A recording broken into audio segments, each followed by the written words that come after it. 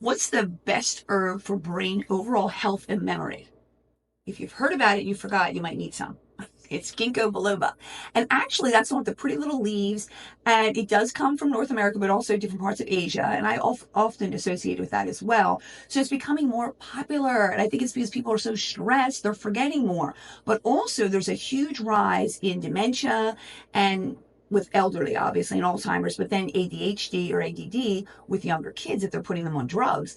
So again, if there's an herb that could be used for the elderly and especially young children, you don't want to put them on, I mean, you have to listen to your doctor, but you don't want to just easily put them on different types of drugs because their brain hasn't totally formed yet and it's just not good. So it could affect them long term, just like we don't want them using street drugs as teenagers. Not that you want to ever use street drugs, but teenagers is going to be worse because their brain hasn't formed. Well, the same with children.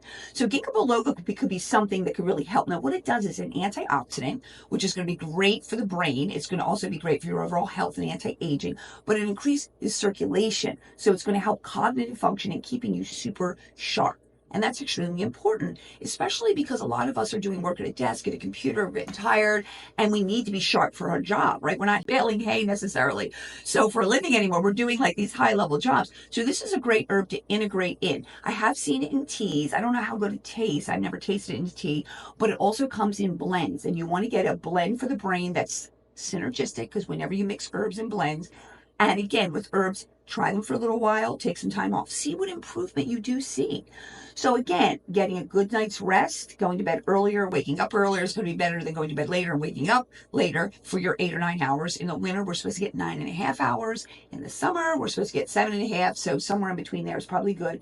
But sleep is when the brain regenerates. But getting adequate sleep and adding Ginkgo biloba is going to be great for that. And it's going to help you help prevent issues as you get older with dementia, with Alzheimer's, with those types of things. And let's also remember sugar is a huge part of that. So what we're learning now is Alzheimer's is basically diabetes of the brain. Like, I don't know if you've ever heard that before, but that's what we're learning. So keeping sugar at low is going to be good for our weight, our hormones overall, which I'm always preaching about, but also for our brain health long term. So a little Ginkgo biloba, watching your sugar and getting better sleep is really going to help you stay sharp as you age.